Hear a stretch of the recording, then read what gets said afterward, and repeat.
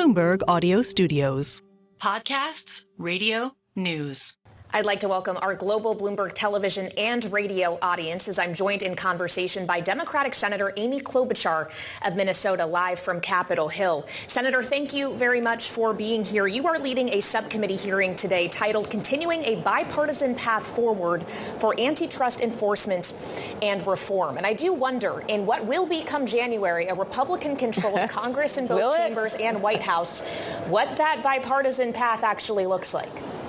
Okay, well, first of all, thanks for having me on, Kailey. It's great to be on. And I think what you've seen in this area of antitrust, you've seen some broad bipartisan agreement on a number of these cases, right? For instance, the Google case started under the Trump administration, the first Trump administration, as did the Facebook case that was at the FTC. Google was at the Justice Department. Then it proceeded through the Biden administration. Biden administration also brought some major cases, for instance, against Ticketmaster and other companies. And so you've seen a more aggressive antitrust enforcement over the last few years. And now you have new appointees going in place, and at least one of them I have heard, the belief is over at the Justice Department with some former Democratic antitrust enforcers that she knows what she's doing. I'm looking forward to meeting with her, Gail Slater, and I'm hoping that we will continue those cases. I love competition. Okay. I like capitalism. That's why I'm for antitrust enforcement. Well, you've mentioned Gail Slater. What about Andrew Ferguson? Do you think he loves the issue of competition in the same way that you do? Do you trust that the FTC will be in good hands under his leadership? You know, I am looking forward to meeting with him. Interestingly enough, we do not confirm that position because he was already on the commission. There is a new member that is being appointed on the Republican side. I'll note that he wrote a piece on the breakup of Ticketmaster in which he favored that. So I just think with antitrust, because at its core, it is about competition, and it's been laggard for many decades. And as a result, we're seeing more and more consolidation. It isn't that big companies are bad. It's that sometimes when you have no competition, then you start getting less innovation, more high prices, et cetera, et cetera. So I'm actually really excited about this. Senator Lee and I are doing this together, this hearing. Senator Grassley and I have passed our bill together, and I think you're going to continue to see interest in tech. In fact, Senator Cruz and I did a joint interview this morning, and a bill that we have gotten through the Senate on taking online porn off the internet. Different than antitrust. However, you're just going to continue to see bipartisan work on tech. Well, I'm glad that you have brought up the Take It Down Act, which you co-sponsored with Senator Cruz. Is that trying to tackle symptoms of an underlying disease rather than the disease itself? And the disease I'm referring to here is unregulated artificial intelligence. Thanks.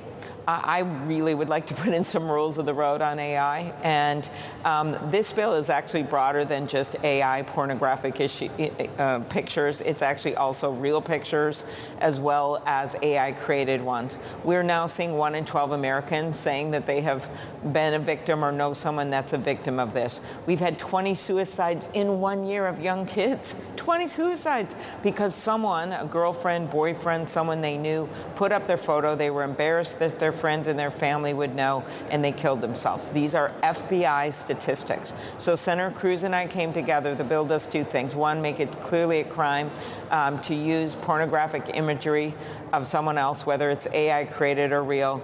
And then number two, that the platforms have to take it down. That's why it's called the Take It Down Act. They take down other violations of intellectual property, and the fact that people can be abused in this way to the point of committing suicide. And in one case that I know of, Senator Cruz's case, he actually had to call Snapchat to get the image down after months of this victim from his state dealing with it. That's just wrong.